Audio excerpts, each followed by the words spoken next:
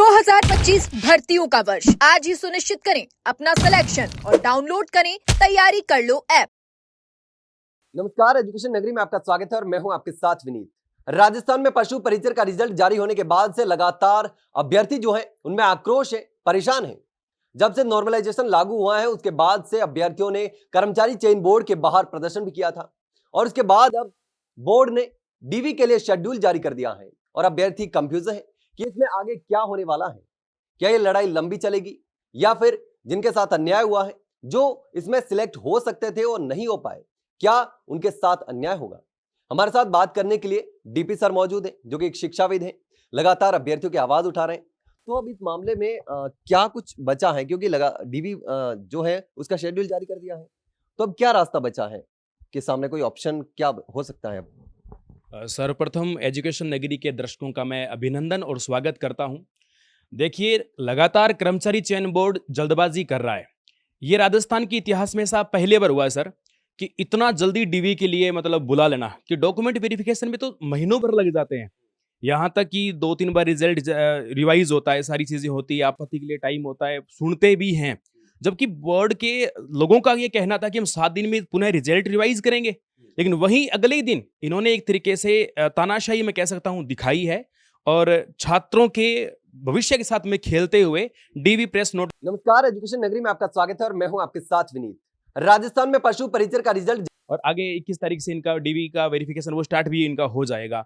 तो ये बोर्ड कहीं ना कहीं जल्दबाजी कर रहा है और इनको जल्दबाजी ऐसा नहीं करना चाहिए, क्योंकि बच्चों के भविष्य के साथ में वास्तव में खिलवाड़ हो रहा है और योग्य छात्र है वो इसमें पीछे जाते जा रहे हैं। लेकिन ऐसा नहीं हुआ कि पहले जो रिजल्ट जारी किया गया था वो 4 लाख से ज्यादा अभ्यर्थियों का था, उसके बाद डीवी के लिए 1.5 गुना अभ्यर्थियों का रिजल्ट जारी किया है ना, तो उनके लिए बुलाया।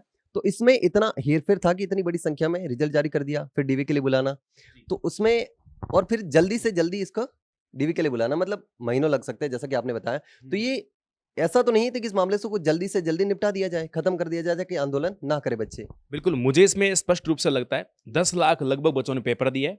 पहले जो लिस्ट आई थी वो लगभग 63 गुना की लिस्ट थी, जिसमें 4 लाख से अधिक अभ्यर्थियों को पास किया गया था। लेकिन उसके बाद में इन्होंने बोला तो 1.25 था, लेकिन 1.25 नहीं है। यदि 1.25 के माध्यम से रिजल्ट जारी कर देते तो इनकी बहुत बड़ी पोल खुल जाती। उसमें तो इनके पहली और चौथी जो पारी है बिल्कुल भी सिलेक्शन नहीं हो रहे हैं, बिल्कुल भी सिलेक्शन नहीं हो रही। इसलिए इन्होंने एक इंटरनली प्रेस नोट में तो 1.25 लिखा है, लेकिन उन्होंने गड़बड़ कर दी। इन्होंने 1.66 के अकॉर्डिंग रिजल्ट जारी किया, जिससे कि कुछ आंकड़े ये पहली और चौथी पारी में दिखा पाए। तो इन्होंने इस प्रकार से किया है। जल्दीबाजी इसलिए कर रहे हैं, जहां तक मेरा अनुमान है, ताकि इनकी जो अंदर की सिस्टम है या इनकी जो खुद की खामियां हैं उनको सुधारने की बजाय छुपाने के लिए ये जल्दीबाजी में कर करवा के और सिलेक्शन देकर बच्चों को फ्री करना चाहते हैं, ताकि ज्वाइनिंग ही दे देंगे तो ये भर्ती अटकेगी नहीं और फटाफट से बाद में इनको ऐसा लगेगा जिन बच्चों का सिलेक्शन हो गया फिर वो बच्चे इनके पक्ष में हो जाएंगे, बोले हमारे भविष्य के साथ क्यों खिलवाड़ कर रहे हो। पर ये गलत कर रहे हैं। अभी तो वो बच्चे इनको गालियां दे रहे हैं और आज वो विद्यार्थी पीड़ित भी है जिसका सिलेक्शन नहीं हुआ। अब जिन बच्चों को गुमराह करके जिनको पास कर इनकी खामियों से पास कर दिया, बाद में वो बच्चा पीड़ित रहेगा, वो इनको गालियां देगा। दोनों तरफ से गाली खाने वाला काम कर रहे हैं। तो अब जो है मामला वो कोर्ट में ऐसा नहीं कि अटक सकता है, आगे खिसक सकता है, ऐसा भी हो सकता है? देखो, एक्चुअलिटी ऐसी है कि जिस फॉर्मूले से इन्होंने रिजल्ट जारी किया है, जिस मेथड से किया है, वो भी कोर्ट के द्वारा अप्रूव है। और यदि कहीं हम मुद्दे को कोर्ट में लेकर जाते हैं तो ऐसा कोई लीगली बड़ा पॉइंट भी नहीं बन पा रहा है, ऐसा कोई लॉ नहीं बन पा रहा है जिससे कि इन्होंने गाइडलाइन तो सारी इन्होंने की है, गाइडलाइन के अंदर भी मतलब चोरी की है, थोड़ी थोड़ी अंदर चोरी करते गए लगातार ये। अब एक ही मुद्दा बचा है, वो है समानता का अधिकार। उस समानता के अधिकार के माध्यम से हम लोग थोड़ा बहुत कर सकते हैं। यदि थोड़ा बहुत न्यायपालिका में आज भी यदि पारदर्शिता है तो इसका न्याय हो सकता है, वरना सिस्टम पूरा भ्रष्ट है, इसका कोई समाधान नहीं नजर आ रहा है। तो जो अभ्यर्थी कंफ्यूज हैं इसको लेकर कि अब हमारा क्या होगा, जो पीड़ित हैं, तो उनको क्या कहना चाहेंगे? देखिए, अभी के जो 1.66 गुना की जो रिजल्ट आई है, जो लिस्ट जारी हुई है, तो उन अभ्यर्थियों को भी ऐसा लग रहा है, कुछ और अभ्यर्थी उनको लग रहा है कि शायद छठी पारी में संशोधन हो जाएगा तो हो जाएगा। अब क्या, बहुत सारे स्टूडेंट्स कॉल भी करते हैं जो ऐसा संपर्क करते हैं, बोले सर हमारे 90 सही थे, 95 सही थे। मैं उन बच्चों को एक ही बात कहना चाहूंगा, आप भ्रमित न रहें, आप वैसे भी इस दौड़ के अंदर नहीं है। इस दौड़ में वही अभ्यर्थी है जिसके 125, 30, 35 नंबर आ रहे हैं और उनको अभी क्वालिफाई नहीं किया गया है, वो बच्चे फिर भी दौड़ के अंदर है। लेकिन जिस बच्चे के 90, 95, 100 नंबर है, मैं कहता हूं उसको अभी मोर ऑप्शन है राजस्थान में। 4th ग्रेड का ऑप्शन है, वीडियो का है, पटवार का है, 4th ग्रेड तो फॉर्म भी चल रहे हैं अभी तो अभी बम्पर भर्तियां हैं, तो उनको अदर कंपटीशन में तैयारी करनी चाहिए, भ्रमित न हो। इस दौड़ में वही अभ्यर्थी कैंडिडेट रहे जो 125 प्लस के अभ्यर्थी है। और क्योंकि विपदा का जो समय होता है ना, धैर्य से काम लेना पड़ता है। विद्यार्थी है, अलग अलग माध्यम के लोग ब्रेन वॉश कर देते हैं, तो विद्यार्थी को भ्रमित न होते हुए, ज्ञानचंद रायचंदों से बचते हुए, उन्होंने बड़े धैर्य से काम करते हुए तैयारी पे फोकस करना चाहिए। लेकिन अब इसका समाधान क्या है? नॉर्मलाइजेशन को लेकर लगातार जिस तरीके से समस्या हुई है, तो आने वाली भर्तियों में भी, चतुर्श्रेणी कर्मचारी भर्ती में भी ज्यादा शिफ्टों में एग्जाम होने की संभावना है।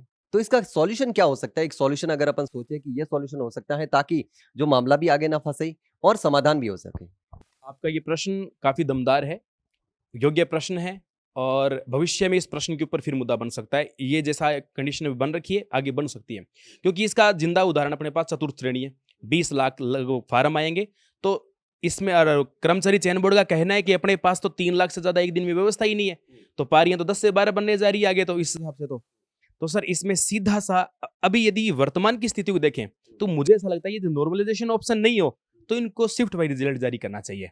इससे कहीं बेहतर परिणाम निकल सकता है और विद्यार्थियों के साथ में न्याय हो सकता है। ऐसा लगता है कि जितने इनके पोस्ट थे, लगभग 6,500 जो कैंडिडेट्स थे, उनको प्रत्येक शिफ्ट वाइज बांटकर इनके टॉपर स्टूडेंट को लेकर और इस फॉर्मूले के साथ में इनको, यदि ऐसा वास्तव में अप्रूव नहीं है तो ऐसा अप्रूव कर लेना चाहिए, क्योंकि कहीं ना कहीं ये छात्रों के साथ में कुछ हद तक न्याय कर सकता है ये फॉर्मूला।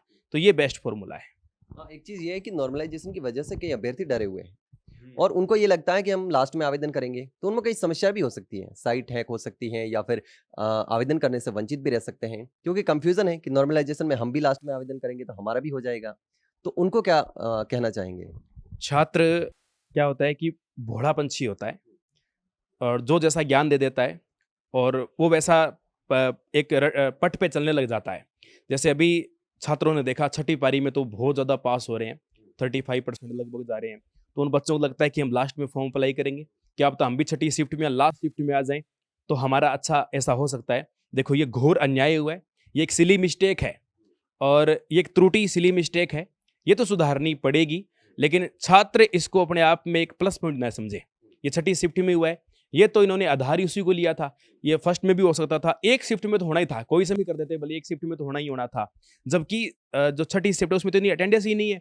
जिस फॉर्मूले से इन्होंने रिजल्ट जारी किया है उसमें कम से कम रूल होता है कि 70% अटेंडेंस होनी चाहिए, जबकि 6ठी शिफ्ट में अटेंडेंस ही 52% है।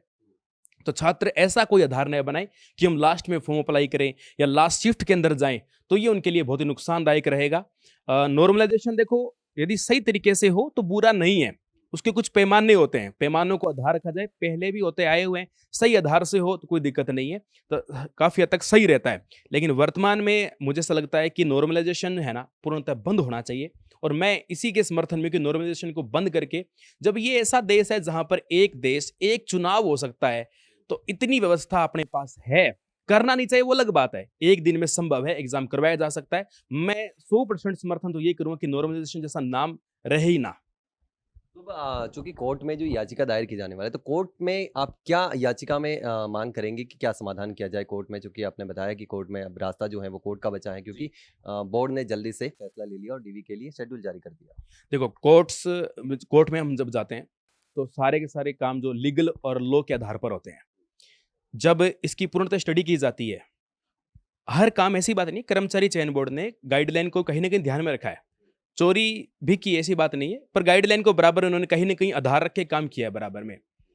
सारे कानून देखने के बाद में एक ही बात लगती है, जहां पर क्वेश्चन मार्क लगता है वो एक ही जगह है, आर्टिकल 40 समानता का अधिकार, इक्वलिटी राइट्स के ऊपर बात कहीं ना कहीं आगे फंडामेंटल पे आगे रखती है, और उस बात के लिए हम लोग लड़ सकते हैं, अन्यथा कोई एडवोकेट भी इसके लिए लड़ने को तैयार नहीं रहेगा।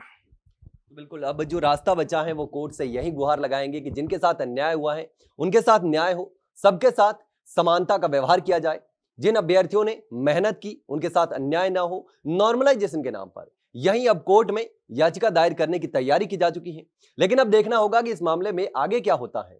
क्या सरकार कोई फैसला लेती है, कोर्ट क्या फैसला लेता है, लेकिन अब देखना होगा कि इन जिन अभ्यर्थियों के साथ अन्याय हुआ है, जो लाखों अभ्यर्थी तैयारी कर रहे हैं, जिनमें नॉर्मलाइजेशन का डर बैठा हुआ है, उनके साथ क्या होता है और अब क्या आगे इस मामले में कोई समाधान होता है नहीं होता है, ये देखने वाली बात होगी। फिलहाल के लिए इतना ही, जल्द मिलते हैं एक नई जानकारी के साथ, तब तक के लिए नमस्कार।